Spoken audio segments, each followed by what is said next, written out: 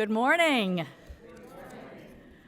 I am Reverend Amy Zucker Morgenstern. My pronouns are she or they, and you are very welcome here at the Unitarian Universalist Church of Palo Alto. This is the group here online and in person who has chosen to worship here instead of at the shrine of the pregame show. Thank you. Now everybody's anxiously checking their watch like, I'm not going to miss the pregame show, am I? Okay. Masks are not required, but they're strongly encouraged. You'll see me and Ed wearing ours when we're not actually speaking or singing. And we express our mutual respect by supporting each other's decisions about masking, distancing, and other health measures. Nobody knows what's going on with anyone else, so it's good to have that freedom here. If you are here in person and you have questions about Unitarian Universalism or this congregation, stop by the welcome table with the blue tablecloth out front and chat with a member of our visitor engagement team, as some of you were chatting with Barbara on the way in. If you're online, there's somebody there to greet you, to notice if you're new and to strike up a conversation there as well. You can leave your contact information either online or here on our green sheet if you want to receive notifications of upcoming events. And if this is the week you want to join the congregation, you can also do that there today. We have a leader from our justice partner for February, Surge, showing up for racial justice, to tell us a little bit more about that. Sigrid.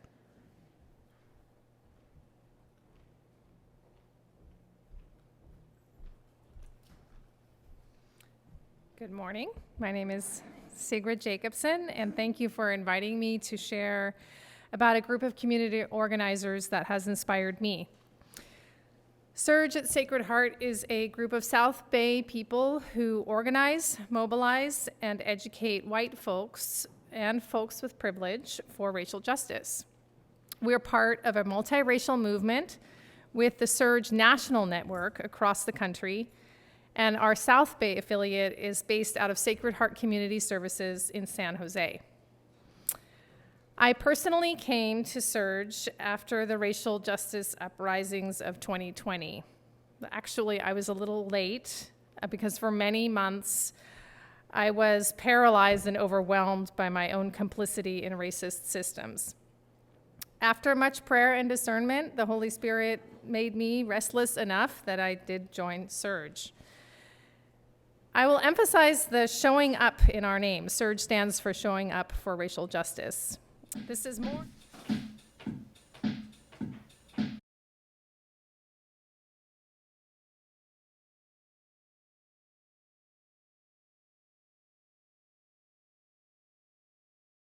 Is a commitment to show up regardless of how things will turn out. Showing up is not for show. It is actually about winning, about changing things, about dismantling systemic racism. With every action, we ask ourselves whether our actions are merely symbolic. Can the people we are in solidarity feel this? Can they spend this? Can they eat this? Does it help them in a concrete way? Showing up is also a spiritual practice because it requires discipline. Surge operates on a reparations and accountability model. So we believe that it is white people's responsibility to organize other white people to dismantle white supremacy, because it is white people who historically and still today benefit from it. However, we do this work by following leadership of accountability partners. We recognize that those most harmed by white supremacy know best how to resist and dismantle it. They are the experts on the problem.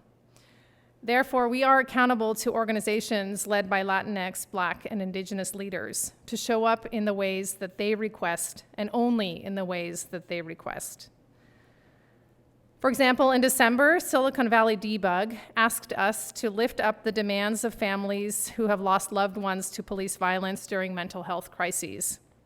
We joined them at the County Board of Supervisors to demand a direct phone line to Trust. Trust is a non-police intervention team that can be called when a neighbor or family member is experiencing a mental health or substance abuse crisis. And having a trust team respond instead of police eliminates the possibility that anyone, but especially a person of color, might be hurt or killed by armed officers. After months of advocacy leading up to the day of the vote, the Board of Supervisors voted unanimously to make a direct phone number available to the public, and that was a win for racial justice. Not only do we follow the lead of our accountability partners, but we've also committed to regular monthly donations that they can count on for their budgets. In this way, we distribute our financial privilege back to the organizations led by Latinx, Black, and Indigenous leaders. So each month, we divide nearly all of the money that our SURGE members donate back to our partners, including Silicon Valley Debug, the Amamutsan Land Trust, the Rapid Response Network, and PASOS. Your donations today will go directly to those accountability partners, and I will be in the back later on if you have any questions about SURGE, or maybe you'd want to join our newsletter, or talk more about the accountability partners and our model of racial justice. Thank you.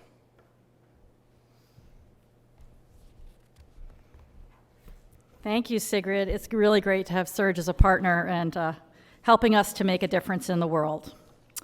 And speaking of making a difference, we have an announcement to play. Hit it, Richard.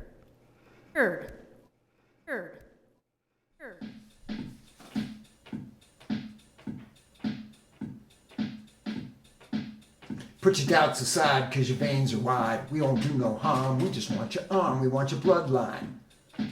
Get in the bloodline. And just so you know, we won't take much, just a pint or so with a gentle touch. We want your bloodline. Get in the bloodline. Then to stop the flow, we'll patch you up. And before you go, we'll fill your cup with orange juice or 7-Up. You'll be home in time to sup. You're in the bloodline. Get in the bloodline. We like your sexy arms, your sexy veins put mine to shame. Sexy arms, sexy veins, when you donate blood, you're being so humane. We like your bloodlines. Get in the bloodline. Now the man in charge is our blood MC. He'll treat you right, and his name's Randy. Me, I'm just a friendly sap, but my mama said, son, you can't rap, join the bloodline. Get in the bloodline. Join the bloodline. Get in the bloodline.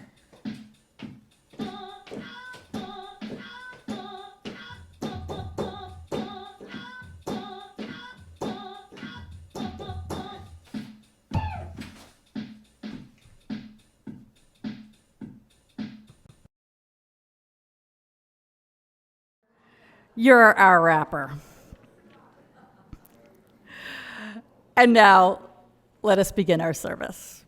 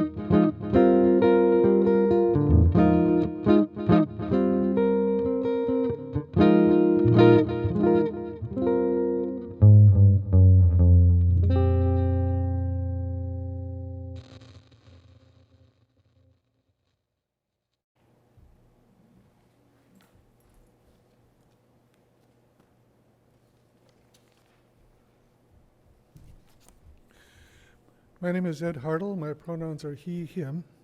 If you have a chalice with you there at home, please light it with us.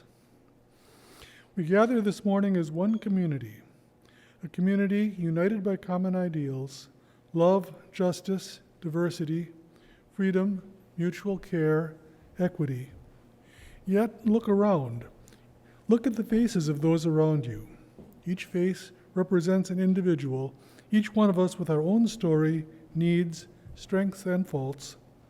We light our chalice today, honoring our common connection and also the uniqueness that lives within each of us.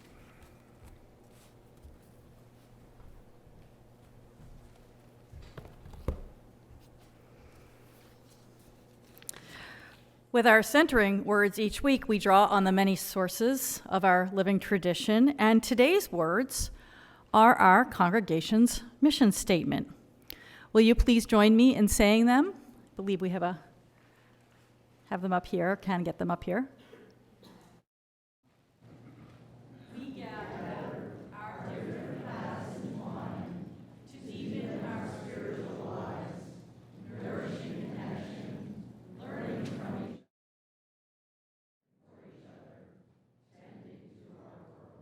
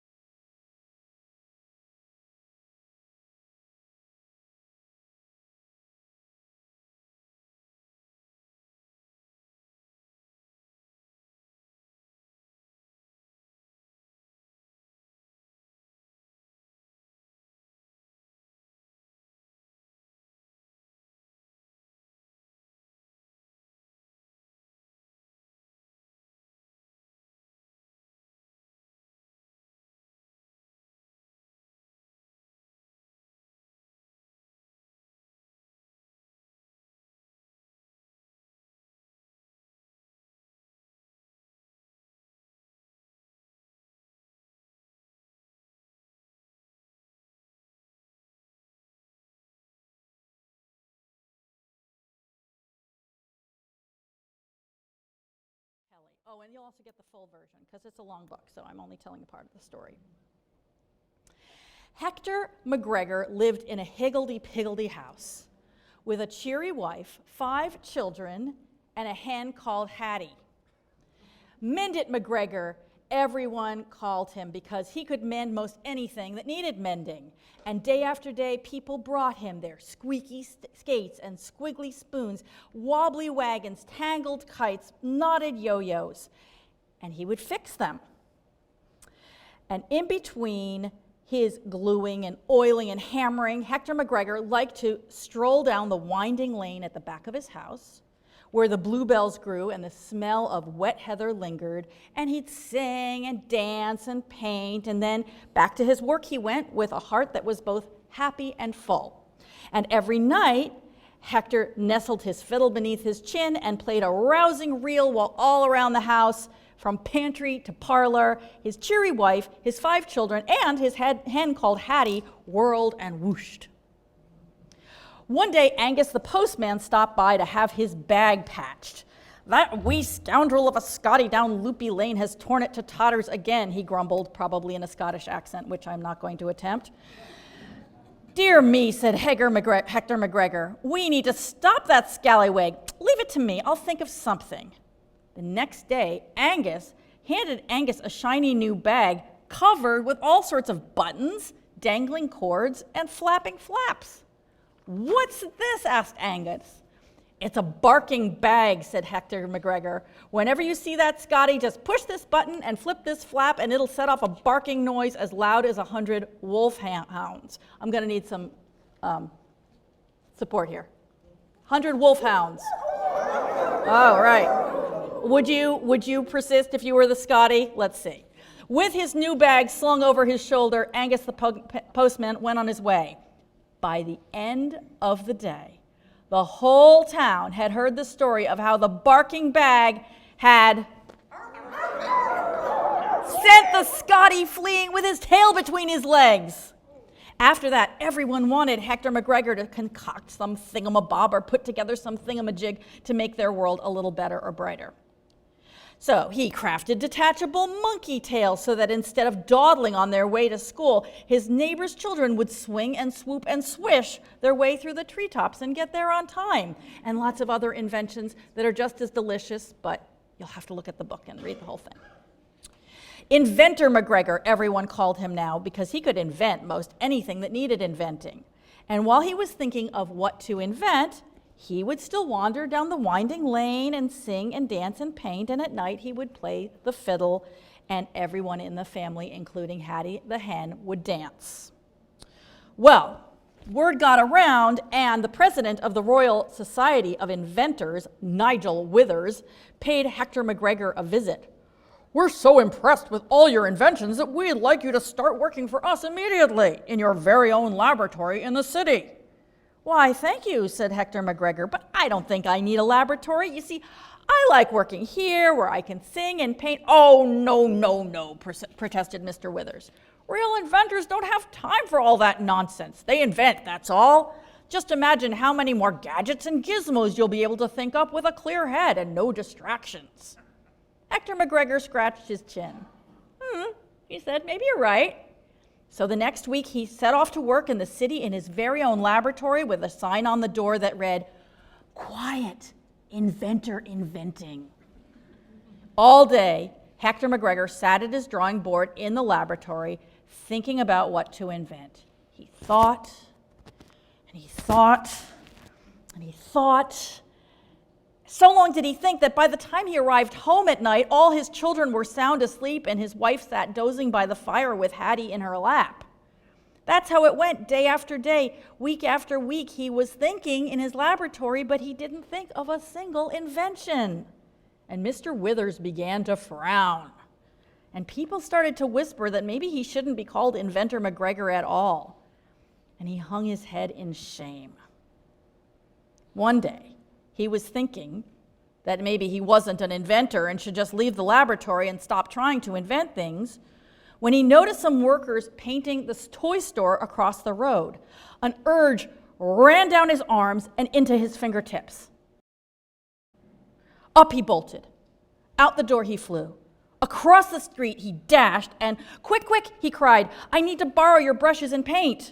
And running back to the laboratory with the buckets and brushes, he began to slosh and swish the colors across the laboratory wall, splish, splash, splish, and soon all the faces he loved were splashed across the wall as he beamed at them all. With a hoot and holler, he dashed out the door and flew down the street and back to his higgledy-piggledy house, where he kissed his cheery wife, his 5 children, and his hen called Hattie. He strolled down the winding lane, he sang and danced and painted a picture of a marmalade cat curled up in a patch of sunlight, and then back into his higgledy-piggledy house to his inventing he went, with a heart that was happy and full. Week after week, his neighbors came by, and one incredible invention after another spilled out of him to solve their problems. Peppermint pencils, doggy Wellingtons, Wellington boots. You can really use those right now if you're a doggy, right? Jelly bean erasers, books that glowed in the dark. Inventor McGregor, everyone called him again, because he could invent most anything that needed inventing, they said, just as long as he could sing and paint and fiddle and fling and love all that he had to love. That's how he found his mission again. Now, will everyone please join in singing "We Would Be One," which is 318 in your gray hymnal. The words are on screen and in the order of service. And if you are going to our special Valentine's Day Children's Chapel, when we get to the second verse, go out to the lobby, and Grace and Greg will show you where to go.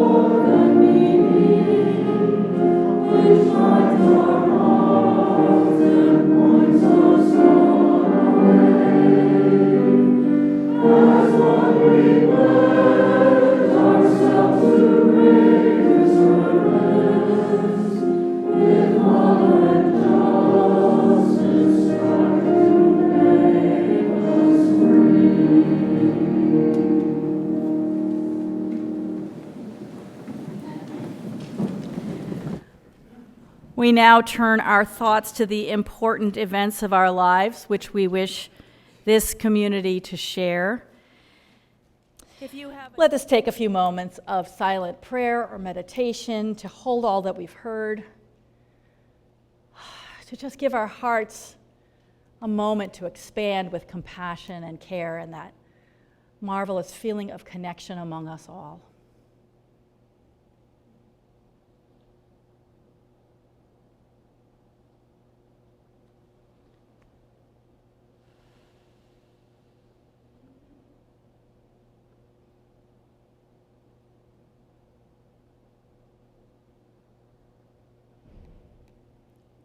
Blessed be. Let's sing again. Please join in singing Here We Have Gathered. It is number 360 in the gray hymnal, although if you're using the hymnal, take note of a change in the lyrics. The words as adapted are on screen and in the online order of service. Please rise as you're able.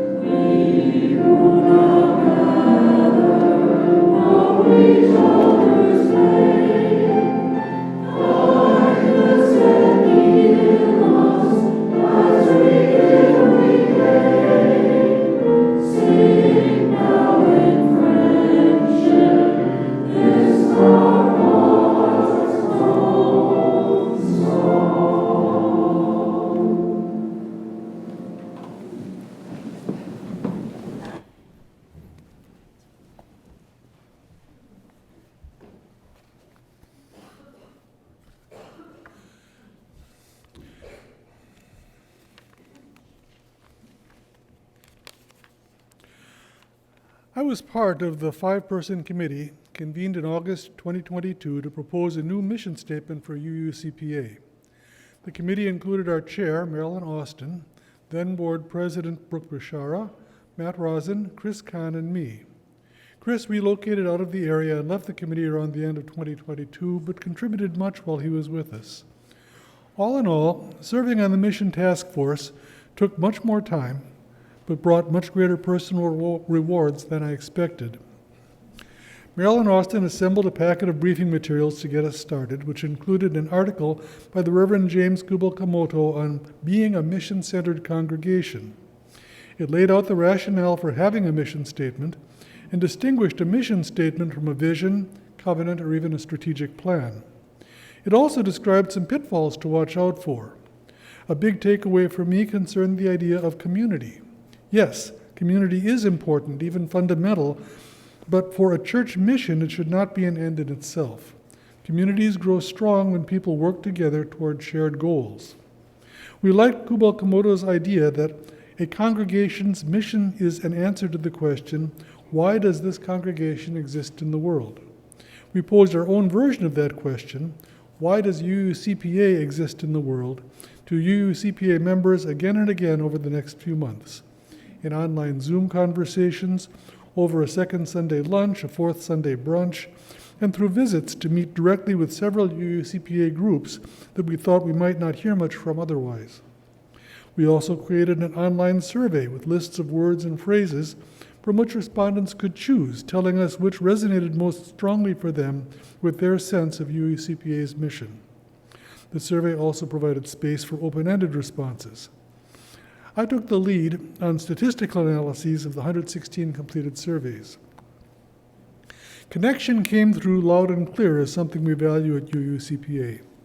We value our connections to one another in friendly conversations, in deep discussions, in shared rituals, and in collective initiatives to create a better world. Those initiatives include caring for people by serving human needs and working for social justice, as well as caring for the planet by raising awareness and taking action to mitigate climate change, for example. We also looked to UUCPA for personal inspiration and spiritual renewal. We heard stories of gratitude for support during difficult times and gratitude for a sense of safety in sharing our own vulnerabilities. There were many strong affirmations of our children and youth education programs and many fond recollections of specific church events over the years. Studying the survey responses, I could find these various themes, but I could not find any sharp divisions. There were individual differences in emphasis, of course, but from the data, it was clear to me that we were far more alike than different. As I said at the outset, all this took considerably more time and effort than I'd expected, but it was also richly rewarding. I had great conversations with UU members I'd never met before. I deepened my own understanding of our UU faith as well as our own UUCPA congregation, and I was grateful for the chance to contribute to this important work on behalf of all of us. After all our information gathering, our committee settled into the difficult task of distilling what we'd learned into a concise statement suitable for speaking aloud at Sunday services and on other occasions. We sought to reflect the themes that emerged from all we'd heard and to express the congregation's authentic, collective answer to the question, why does UUCPA exist in the world?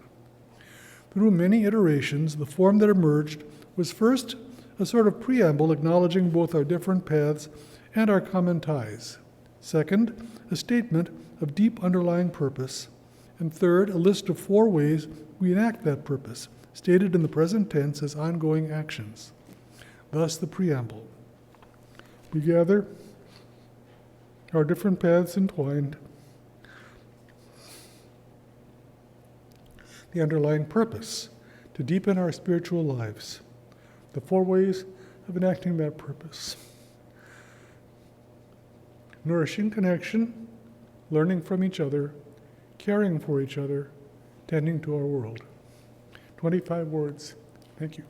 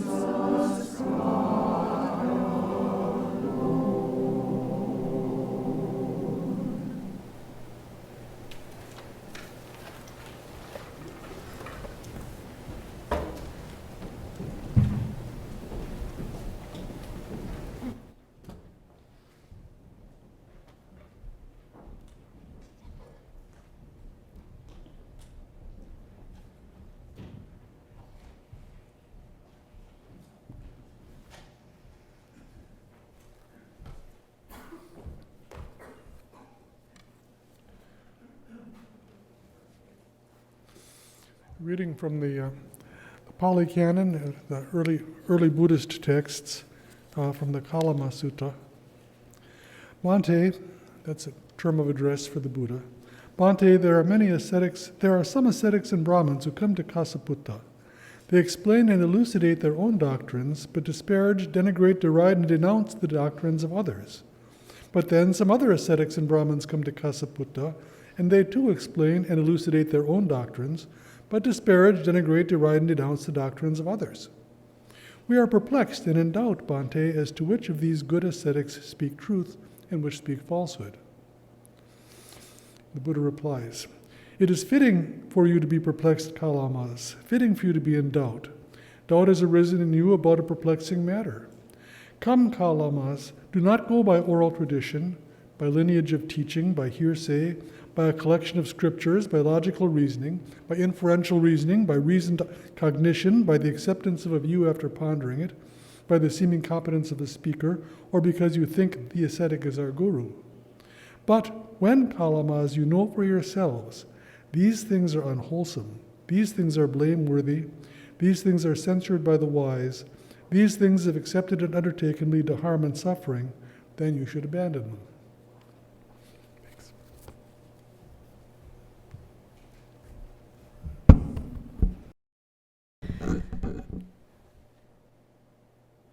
Sometimes when, especially when somebody's very new to this congregation, they'll make some reference to how I run things here.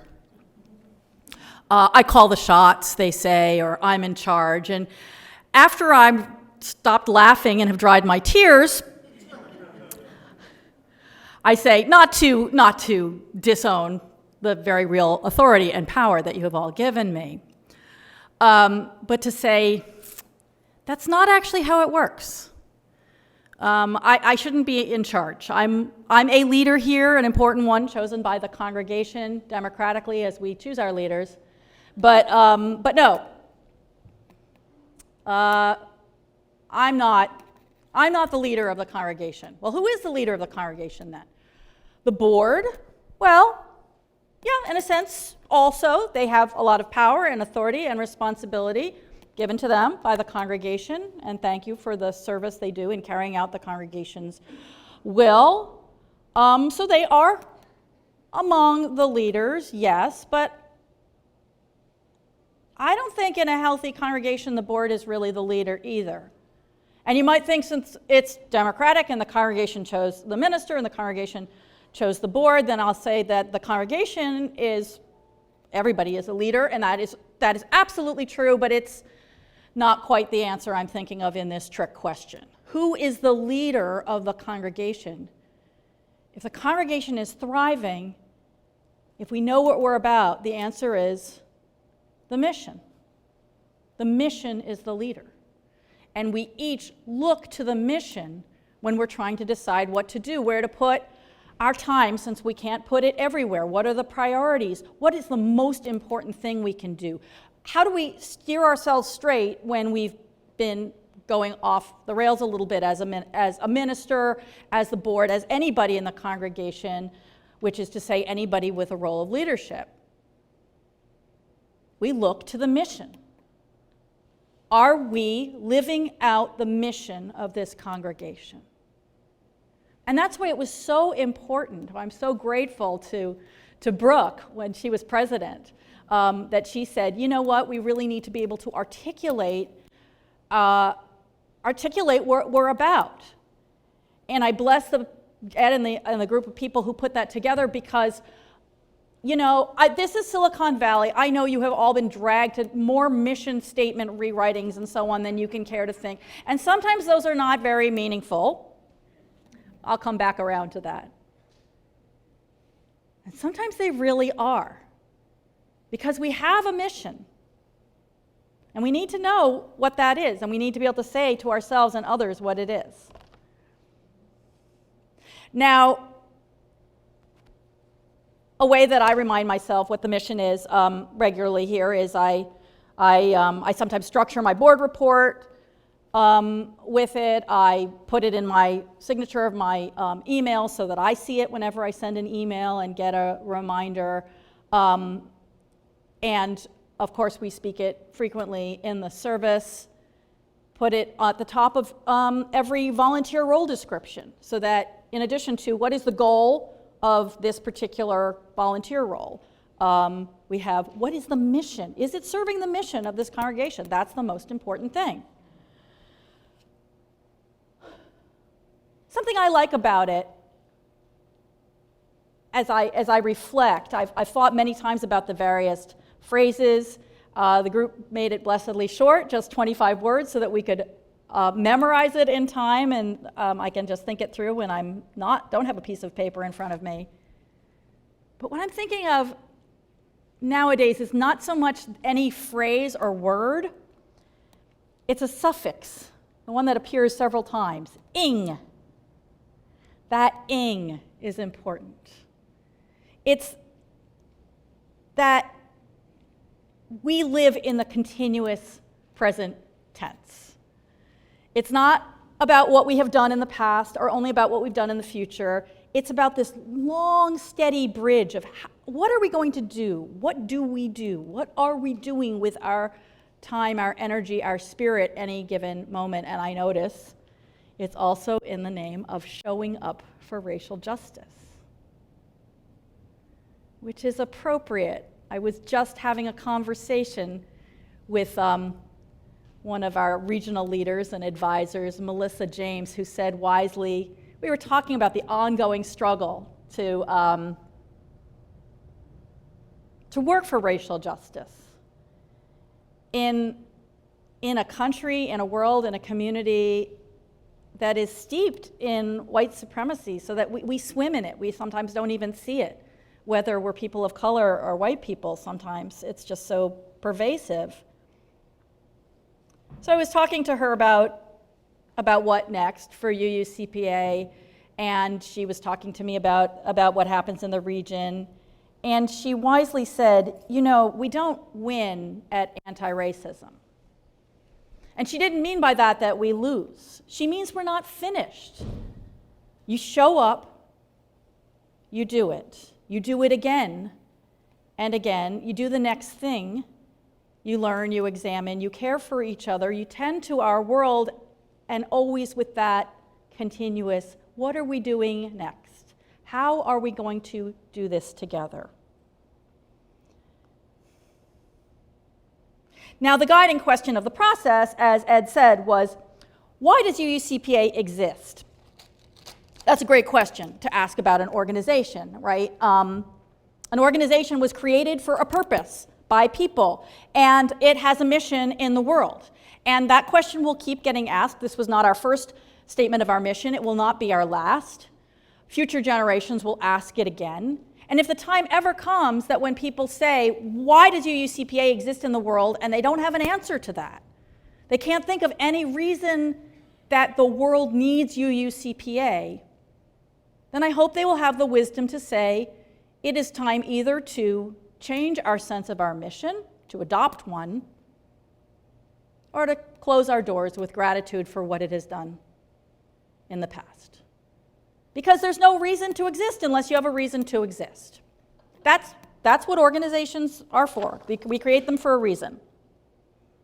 Now, people are different from organizations in that if there's one clear answer to why do we exist, why do I exist, why does each one of us exist, it is, I don't need to justify that. We have inherent worth. We exist because we exist. Maybe someone had an idea, our parents or somebody thought, oh, that'll be good.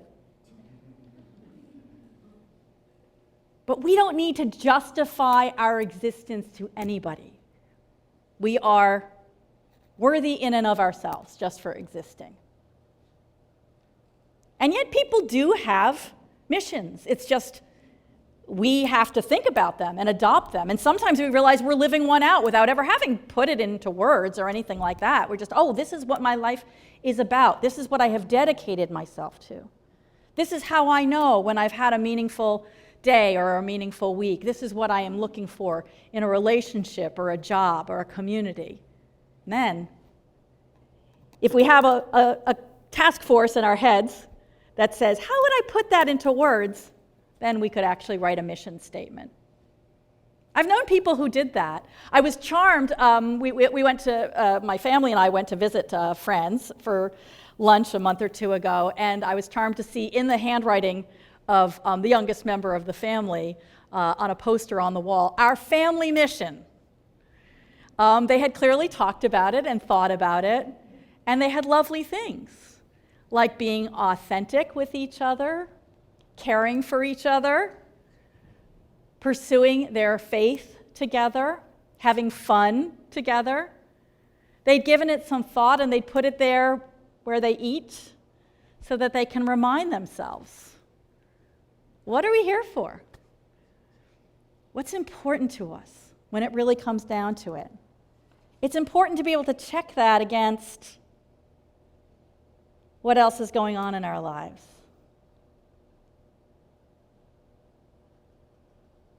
So we interact and intersect with many, many organizations over our days. And each has their own mission. Some of them have sat down at a board meeting or a corporate process or something and actually written it down. Some you can just tell by what their priorities are, even if it's nowhere on their website or calligraphied on their walls. You can tell what their missions are. And that can cause stress to us, or it can help buoy our own mission, help us to clarify and live out what is most important to us. I'm not going to take us each through a personal process right now, but I'm just going to give us all a little silent time to think about, just off the top of your head, the gut level response.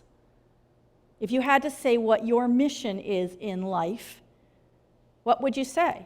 This could be a great coffee hour conversation, but just for private for right now.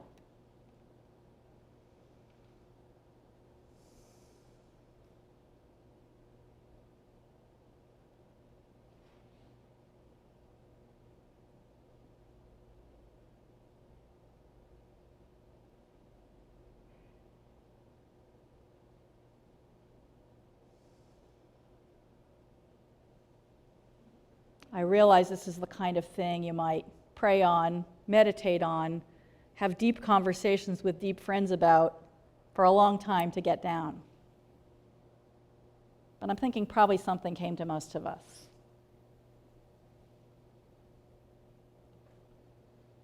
So when we know what that is, we can start to notice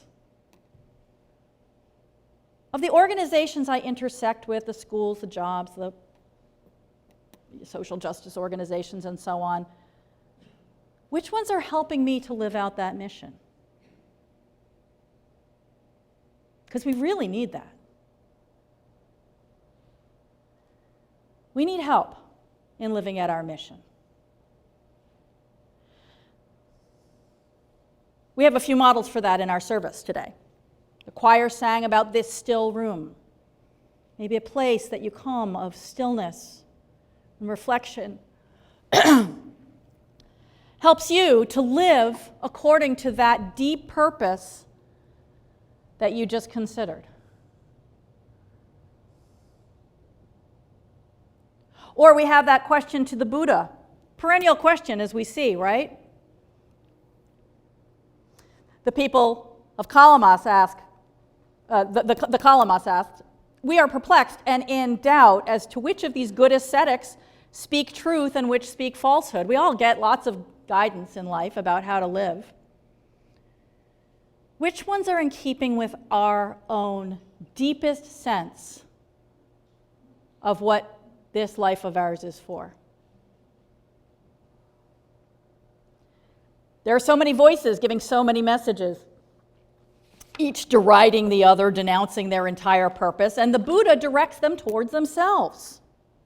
When you know these things are unwholesome, these things, if accepted and undertaken, lead to harm and suffering, then you should abandon them. In other words, listen inside yourself, know your own guiding purpose and principles. And we know, and the Buddha knew, and a whole system and religion was created to help us to find, to respond to the problem that it's not always easy to listen to inside ourselves. How do we do that? How do we know when our mission is right and true, and when we are following it, and when we're being led off the path? Listen inside ourselves. And who is going to help us to do that?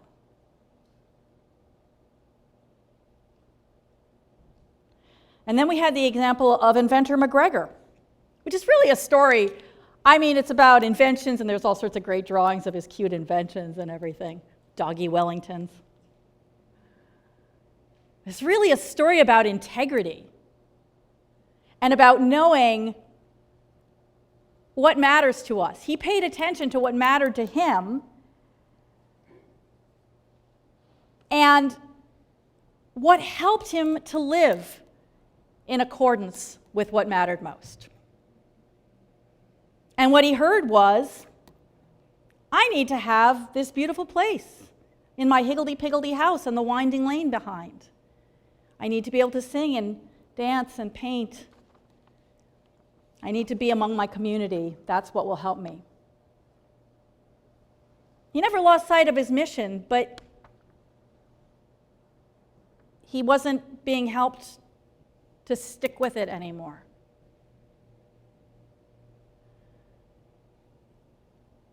So I really love that we had this process as a community that helped us to say, together, each of us chiming in.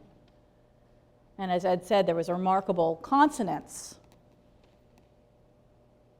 What's the mission of this community, of this organization? And I hope in answering that, you thought, well, what's my mission? And if you didn't think that in so many words, have a look at the UUCPA mission again and say, how is that helping me to live out my mission? You can ask that of each organization you encounter. Because your life is sacred and precious, and you are here to do something and be somebody that only you can do and only you can be. So please, please hold that with all the care that precious thing deserves. And make sure to surround yourself with people and institutions and organizations who will help you to live out your mission. I will love to hear over lunch today, and it is second Sunday lunch day today, so please do stay. I'll love to hear what people realize their missions are. And now, as a part of the Free Church tradition, you know, we accept no money from any governmental body. We do not receive money from any ecclesiastical authority. We maintain that freedom in order that we shall be able to engage in a free and responsible search for truth and meaning. With our offering, we also assert that we are part of the interdependent web of all existence. 1 week per month, our gifts go to the community organization that we have chosen as a whole, as a congregation, as our justice partner. We have heard from our justice partner today. So you can use cash or check or the QR code or text info in the order of service to give generously to our partner, Surge, showing up for racial justice. And this is a sing-along offertory. Brother Khalil will lead us in singing. The tune that he plays at the beginning gives you the cue of how the words go, and the words are in your order of service. So let's all sing along as we get familiar with it. Thank you so much. I just wanted to say that I need your help with this today. I was going to try and hide it from everybody, but I'm in a lot of physical pain today. bad back issue that's causing me head to toe problems, and had to cancel a couple other events today. But I told my wife, I said, we're coming to this one because this is part of the healing. So let's all heal together and a beautiful healing for me would be to know that this song helped to open our hearts to give generously to this beautiful church and beautiful congregation. The Creator has a master plan.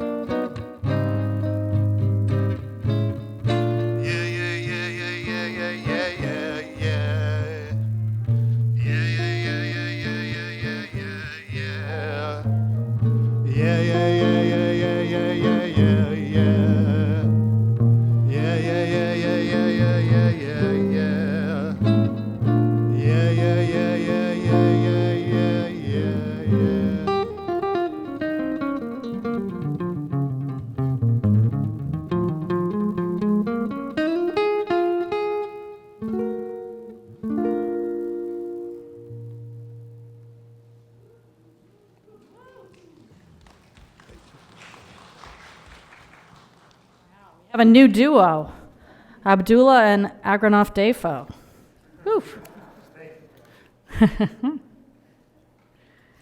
Thank you, everyone. Please join in singing As Tranquil Streams, number 145 in the gray hymnal. Put that same love and intention into those words, which are on screen and in the order of service.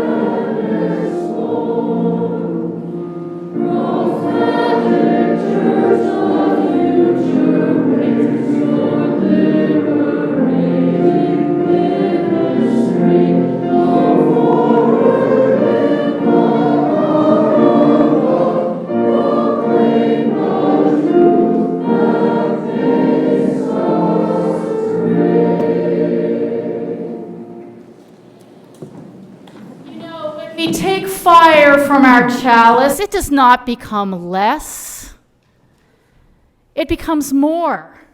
In the same way, we now extinguish our chalice, but we take its light and warmth with us, multiplying their power by all of our lives and sharing it with the world.